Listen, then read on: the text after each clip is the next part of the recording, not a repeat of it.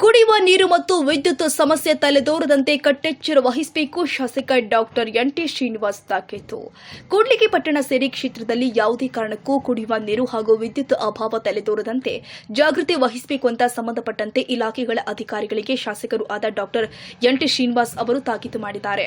ಅವರು ಪಟ್ಟಣದ ಪ್ರವಾಸಿ ಮಂದಿರದಲ್ಲಿ ಜೆಸ್ಕಾಂ ಇಲಾಖೆ ಹಾಗೂ ವಿವಿಧ ಇಲಾಖೆಗಳ ಅಧಿಕಾರಿಗಳೊಂದಿಗೆ ಸಮಾಲೋಚನೆ ಹಾಗೂ ಪ್ರಗತಿ ಪರಿಶೀಲನಾ ಸಭೆ ನಡೆಸಿ ಅಧಿಕಾರಿಗಳನ್ನು ಉದ್ದೇಶಿಸಿ ಮಾತನಾಡಿದರು.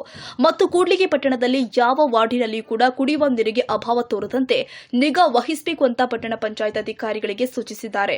ಬೇಸಿಗೆಯ ಬಿಸಿಲು ಪರಿಣಾಮ ಎದುರಾಗದಂತೆ ಕುಡಿಯುವ ನೀರು ಹಾಗೂ ವಿದ್ಯುತ್ ಸಮಸ್ಯೆ ತಲೆದೋರದಂತೆ ಹಳ್ಳಿ ಪಟ್ಟಣ ಎನ್ನದೇ ಅಧಿಕಾರಿಗಳು ಕಟ್ಟೆಚ್ಚರ ವಹಿಸಬೇಕು ಅಂತ ಆದೇಶಿಸಿದರು.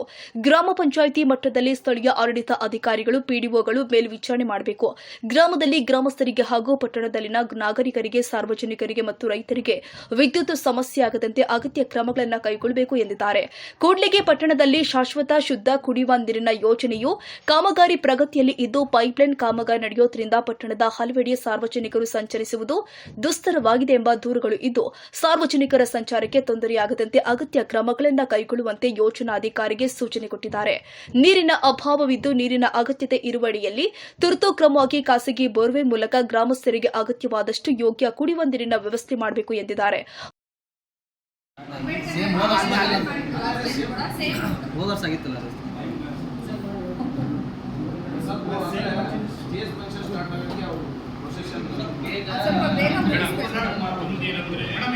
ಈ ಸರಿ ಜಯಂತಿ ಮೊದಲೇ ವೇದಿಕೆ ಕಾರ್ಯಕ್ರಮ ಆಗಿಬಿಟ್ರೆ ನಂತರ ಸುಮ್ಮನೆ ಶಾಸಕ ಆಗಿರ್ಬೋದು, ನೀವು ಅಧಿಕಾರಿಗಳಾಗಿರ್ಬೋದು, ಸುಮ್ಮನೆ ಚೇರ್ಗಳಿಗೆ ಭಾಷಣ ಮಾಡೋಕ್ಕಾಗ್ತದೆ. ಶಾಸಕರಾಗಲೇ 1-2 ಗಂಟೆ ಆಗೋದು ಅಲ್ಲಿ ಯಾರು ಚರ್ಚೆ ನಡೆಸಿದ್ವಿ. ಇನ್ನೂ ಕೆಲವು ನಮ್ಮ ಮುಖಂಡರು ಇದ್ದಿಲ್ಲ ಚರ್ಚೆಯಲ್ಲಿ. ಅದಕ್ಕೆ ನಾಳೆ 21ಕ್ಕೆ ಸಮುದಾಯದ ಮತ್ತು ಎಲ್ಲ ಮುಖಂಡರನ್ನ ಎಲ್ಲ ಜಾತಿ ಜನಾಂಗದ ಪ್ರಮುಖವಾಗಿರ್ತಕ್ಕಂಥ 27ರ ಸಭೆ ಕರೆಯೋದಕ್ಕೆ ನಮ್ಮ ಅಧ್ಯಕ್ಷರಿಗೆ ಹೇಳಿದ್ವಿ. ಆ ಸಭೆಯಲ್ಲಿ ಮೆರವಣಿಗೆ ಆದ್ಮೇಲೆ ವೇದಿಕೆ ಮಾಡಬೇಕಾ, ವೇದಿಕೆ ಆದ್ಮೇಲೆ ಮೆರವಣಿಗೆ ಮಾಡಬೇಕಾ ಅನ್ನೋದೊಂದು ಚರ್ಚೆ. ವೇದಿಕೆನ ಅಂಬೇಡ್ಕರ್ ಭವನದಲ್ಲಿ ಮಾಡಬೇಕಾ ಅಥವಾ ಮೇನ್ ಹೈಸ್ಕೂಲಲ್ಲಿ ಮಾಡಬೇಕಾ ಪೆಂಡಿಂಗ್ ಇಟ್ಕೊಂಡು ಇದರಲ್ಲಿ ನಂತರದಲ್ಲಿ ಇವತ್ತು ಹೇಳಿಬಿಡ್ರಿ. ಮತ್ತೆ ಮೀಟಿಂಗ್ ಕರೆದ ಉದ್ದೇಶ ಹಂಗಾದ್ರೆ ಬರುವ ಸಭೆ ಇಲ್ಲಿ ತೀರ್ಮಾನ ಆಗಬೇಕು. ನೀವು ಎಲ್ಲಿ ಕೂತು ಮಾತಾಡಿದ್ರೆ ಏನು ಅರ್ಥ ಐತೆ ಅದಕ್ಕೆ? ಹಂಗಾದ್ರೆ ಇವತ್ತು ಡಿಸೈಡ್ ಮಾಡಿ ಹೇಳ್ರಿ. ಅದಕ್ಕೇನೈತೆ ಹೇಳ್ಬೋದು. ಇನ್ನೇನಂತೆ ಇದು ರಾಷ್ಟ್ರೀಯ ಹಬ್ಬಗಳು ಇವೆಲ್ಲ ಸರ್ಕಾರಿ ಕಾರ್ಯಕ್ರಮಗಳು. ಯಾರನ್ನ ಒಬ್ಬರು ಕೇಳ್ಕೊಂಡು ತೀರ್ಮಾನ ಮಾಡ್ತಾ ಪ್ರಮೇಯಗಳು ಬೇಡ.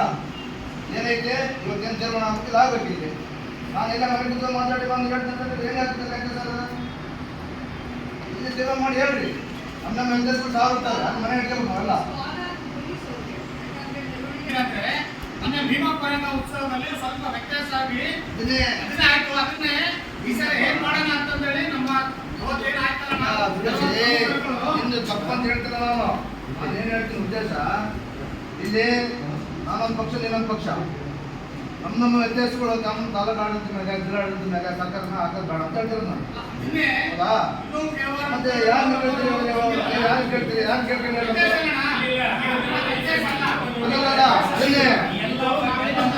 ಇಲ್ಲಿ ಲೀಡರ್ ಸದಸ್ಯರಿಗ ತೀರ್ಮಾನ ಮಾಡ್ಬಿಡ್ರಿ ಇಲ್ಲಿ ಅಷ್ಟೇ. ಬರ್ಬೇಕಂದ್ರೆ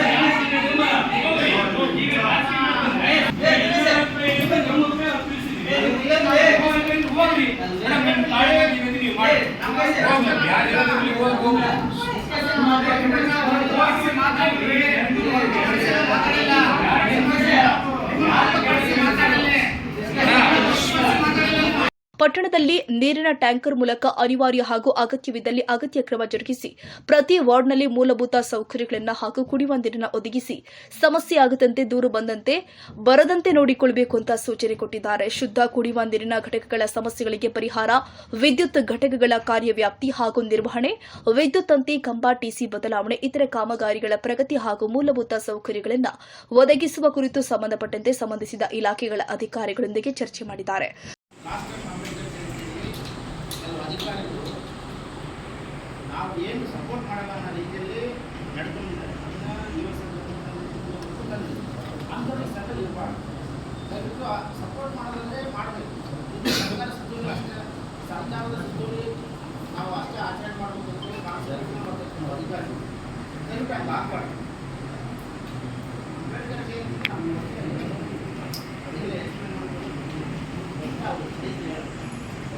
ನಮ್ಮ ಅಧಿಕಾರಿಗಳು ದಯವಿಟ್ಟು ಸಪೋರ್ಟ್ ಮಾಡ್ತಿಲ್ಲ, ಅವ್ರಿಗೆ ಹೊರಗೆ ಕಳಿಸ್ತಾರೆ. ಸೋಷಿಯಲ್ ಫಾರೆಸ್ಟ್ ಮೇಡಮ್ ಅವರು ಜವಾಬ್ದಾರಿ ಕೊಡ್ತಾರೆ.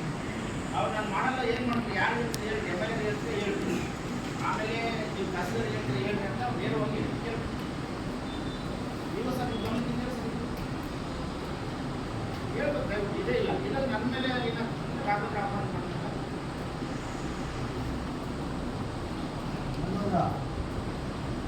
ಜಯಂತಿ ಯಶಸ್ವಿ ಆಗ್ತಾರೆ. ಇಲ್ಲಿ ಯಾರು ತಪ್ಪು ಮಾಡಿದ್ರೆ ಶೂಟಿಂಗ್ ಆಗಿದ್ರೆ ಅಲ್ಲ, ಅವ್ರು ಯಾಕೆ ಸುಮ್ಮನೆ ಕಾಟಾಚಾರ ಬರೋಲ್ಲ ಅಂತ ತಪ್ಪಾಗ್ತದಲ್ಲ. ಅಲ್ಲಣ್ಣ, ಅವ್ರು ಕಾಟಾಚಾರಕ್ಕೆ ಯಾಕೆ ಬರ್ಬೇಕು?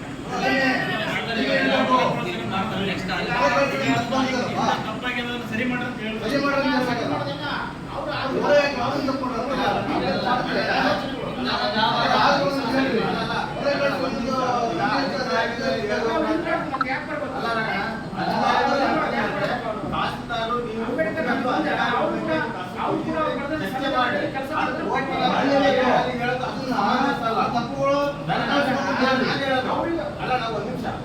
ಈಗ ನಿಮ್ಮ ತಾಲೂಕು ದಂಡಾಧಿಕಾರಿಗಳ ಜೊತೆಗೆ ಅಧ್ಯಕ್ಷರಿದ್ದಾರೆ, ನೀವು ಇದ್ದೀರಿ, ನೀವು ಅಧಿಕಾರಿಗಳು ಇಂತಿಂತ ಅಧಿಕಾರಿಗಳನ್ನು ಯಾರು ಇದು ಮಾಡ್ತಾರೆ ಅಂತ ನೀವು ಚರ್ಚೆ ಮಾಡಿ ಕುತ್ಕೊಂಡು.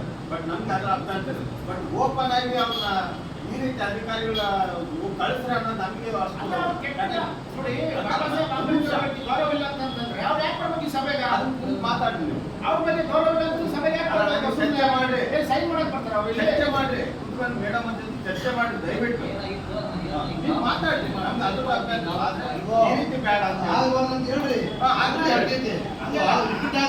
ಹಂಗಲ್ಲ, ಅದು ಎಲ್ಲರಿಗೂ ಅವ್ರಿಗೂ ಗೊತ್ತಿದೆ, ತಹಸೀಲ್ದಾರ್ ಗಮನಕ್ಕೆ ಗೊತ್ತಿದೆ, ಯುವಸರ ಗಮನಕ್ಕೆ ಗೊತ್ತಿದೆ. ಅವರು ಕೂಡ ಹೇಳಿದ್ದಾರೆ, ಅವ್ರು ಮೌಖಿಕವಾಗಿ ಫೋನ್ ಕೂಡ ಹೇಳಿದ್ರೆ, ಏನು ನೀವು ಸಪೋರ್ಟ್ ಮಾಡಿಲ್ಲ ಅಂತಂದ್ರೆ ನೀವು ಅಲ್ಲಿ ಪ್ರೊಸೀಡಿಂಗ್ಸ್ ನಿಮ್ಮ ಹೆಸರು ಇದೆ, ಮತ್ತು ನೀವು ಯಾಕೆ ಮಾಡಲ್ಲ ಅಂತ ಕೇಳಿದ್ರು ಕೂಡ ಅವ್ರು ಇಲ್ಲದೆ ನೀವು ಇನ್ವೆಸ್ಟ್ ಬಿಲ್ ತಗೊಂಬರಿ ಅಂತ ಹೇಳ್ತಾರೆ. ಅವ್ರು ತಲಾಖೆ ಜವಾಬ್ದಾರಿ ತಗೊಂಡ್ರು. ಅವರು ಇನ್ವೆಸ್ಟ್ ಬಿಲ್ ಎಲ್ಲಿಂದ ಕೊಡೋದು ಎಲ್ಲರೂ ಹಂಗೆ ಕೇಳಿದ್ರು ಇನ್ವೆಸ್ಟ್ ಬಿಲ್ನ.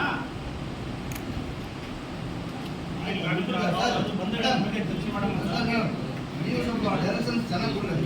ನೀವು ನೋಡಿ ಮೇಡಮ್, ದಯವಿಟ್ಟು ನೀವು ಯಾಕಂದ್ರೆ ರಿಪೀಟ್ ಆಗಬಾರ್ದು. ನೀವು ಮಾನಿಟರಿಂಗ್ ಮಾಡಿ. ನೀವು ಸರ್ ಅಂದ್ರೆ ಹಣ 4-5 ಬಾರಿ ಹೇಳಿದಾರೆ. ಅವ್ರು ಫೀ ಮಾಡಿದ್ರು, ಫೀ ಮಾಡಿ ಅವರು